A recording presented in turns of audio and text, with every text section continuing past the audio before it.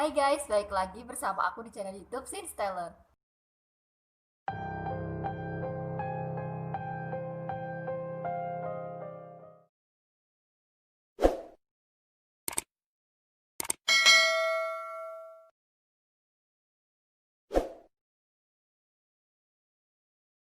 Di video kali ini aku akan membahas tentang kasusnya Edward Theodore Gain atau yang biasa disebut dengan nama Ed Gain.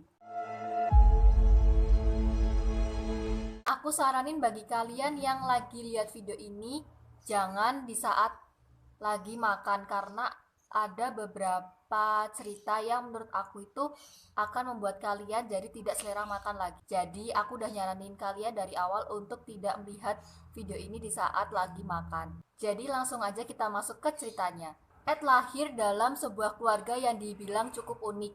Kenapa bisa dibilang cukup unik? Karena ayahnya si Ed ini yang bernama George Gain itu adalah seorang pecandu alkohol dan ibunya sendiri yang bernama August Gain itu sangat overprotective terhadap kedua putranya yang bernama Ed dan Henry. Bahkan sejak kecil ibu Ed dan Henry ini mendidik kedua putranya untuk membenci perempuan dan akses keluar masuk pun dibatasi oleh sang ibu. Ditambah lagi dengan rumah mereka yang jauh dari pemukiman membuat Ed dan Henry tumbuh menjadi seseorang yang sangat tertutup dengan orang asing. Ayahnya Edgar ini satu-satunya di keluarga yang sering berhubungan sosial dengan masyarakat karena ayahnya Gen ini adalah tulang punggung dari keluarga. Jadi memang harus sering-sering pergi untuk mencari nafkah. Tapi sayangnya di tahun 1940 ayahnya Ed ini meninggal dunia akibat gagal jantung. Karena ibunya Ed dan Henry ini sakit keras, jadi dengan terpaksa mereka harus pergi keluar rumah untuk mencari pekerjaan. Walaupun agak aneh bagi mereka, tetapi mereka diterima oleh masyarakat dengan baik karena pekerjaan mereka yang ulet dan cukup bagus untuk mereka bekerja. Dan mereka ini juga bersedia melakukan pekerjaan apapun yang mereka sanggup untuk kerjakan. Pada tahun 1944, Ed dan Henry ini terlibat sebuah kecelakaan di saat mereka sedang merenovasi sebuah rumah. Mereka terlibat kecelakaan kebakaran dan Henry pun meninggal akibat kecelakaan tersebut. Tetapi anehnya saat jenazah Henry ditemukan, tidak terdapat luka bakar di tubuh Henry.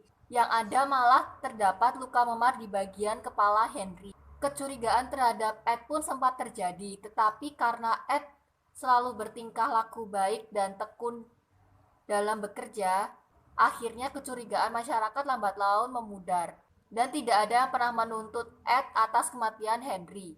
Hidup Ed benar-benar berubah di saat ibunya meninggal dunia di tahun 1945.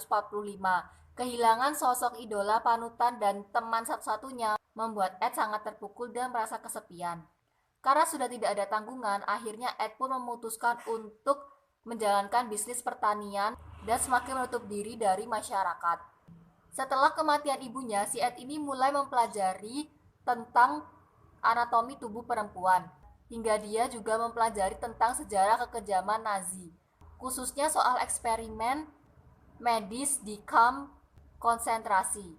Tetapi sampai sini masyarakat melihatnya si Ed ini ya biasa aja, terlihat normal seperti biasanya. Hingga pada tanggal 16 November 1957, seorang perempuan pemilik toko perkakas yang bernama Bernice Warden menghilang. Anaknya Bernice, Frank, yang merupakan wakil syarif pun langsung turun tangan mengusut kasus ini. Penyelidikan pun berujung pada nama Ed Gein, karena si Ed ini sering sekali menyambangi toko Warden, tetapi dia tidak pernah membeli apapun di situ.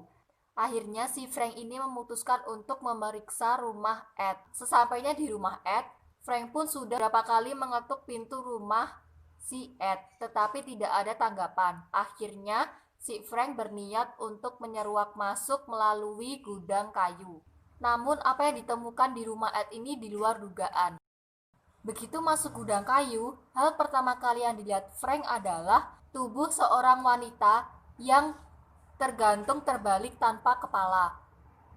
Di bagian hingga dada terdapat sobekan panjang yang fungsinya untuk mengeluarkan organ-organ dari tubuh manusia tersebut. Jika kalian pernah melihat proses penyembelihan hewan kurban yang udah dibalik itu, ya mungkin gambarannya seperti itu.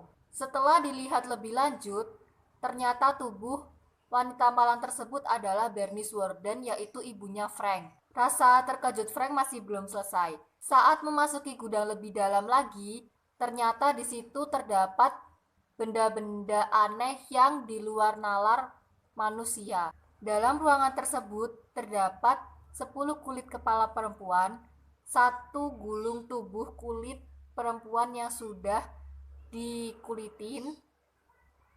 Lalu ada juga sabuk yang terbuat dari perempuan yang dijahit jadi satu.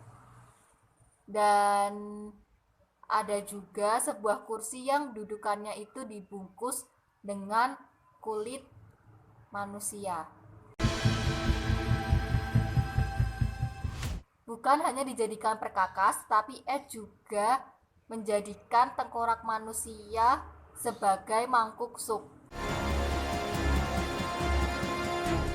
Nah, setelah memasuki rumah Ed, Frank menemukan organ-organ tubuh manusia yang memenuhi kulkas Ed dan meja makan yang dihiasi oleh tulang-tulang.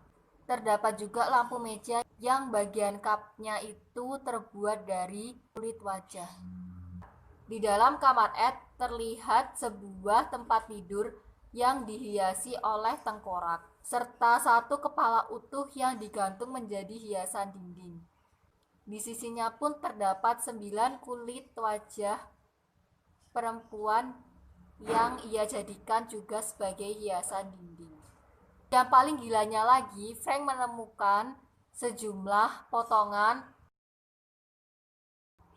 manusia di dalam kotak sepatu serta kulit wajah seorang perempuan yang dijadikan masker. Intinya nih ya, hampir seluruh interior dan fashion di dalam rumah Ed ini terbuat dari tubuh manusia. Akibat temuan tidak terduga itu, Ed pun langsung diciduk dan diadili. Selain disidang karena kasus pembunuhan Bernice Worden, Ed pun diduga telah membunuh seorang pemilik bar bernama Mary Hogan pada tahun 1954.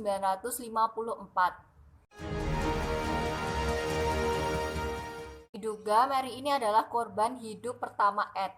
Kenapa di sini aku bilang bahwa Mary adalah korban hidup pertama si Ed? Karena Ed ini mengaku membunuh 2 orang wanita dan sisanya itu ia dapat dari menggali kuburan yang baru saja meninggal. Selain tubuh Bernice dan Mary, diperkirakan ada sekitar 15 mayat perempuan yang sudah diubah Ed menjadi berbagai macam alat benda. Ed bahkan tidak bisa mengingat berapa jumlah banyak mayat perempuan yang ia kumpulkan. Di depan pengadilan, Ed mengaku membuat karya seni sadis itu dikarenakan ia ingin hidup sebagai perempuan seperti idolanya, yaitu sang ibu. Maka dari itu, Ed kerap mengenakan pakaian perempuan dan topeng yang terbuat dari wajah perempuan serta berpura-pura menjadi ibunya. Karena tidak dianggap kompeten secara mental, Ed akhirnya dijebloskan ke rumah sakit jiwa Institut Kesehatan Mental Mendota selama 10 tahun. Selama di rumah sakit jiwa, Ed dikenal sebagai seorang yang baik hati, sopan, lembut, bijaksana, dan cenderung tidak menyusahkan. Setelah dianggap cukup kompeten untuk mengikuti sidang, akhirnya Ed pun disidang dan dinyatakan bersalah. Namun ia tidak dijatuhi hukuman kurungan. Ia dinyatakan sebagai tahanan gila dan dikurung di Institut Kesehatan Mental Mendota hingga akhir hayatnya pada tanggal 26 Juli 1984 karena kanker paru-paru dan gagal jantung. Karena kisah ini terbilang sangat sadis dan kejam, banyak sutradara film yang terinspirasi dari kisah Ed Gein tersebut. Untuk film-filmnya nanti aku tulis di sini aja karena banyak banget. Nah, sekian dari kisah Ed Gein ini. Terima kasih bagi yang sudah menonton.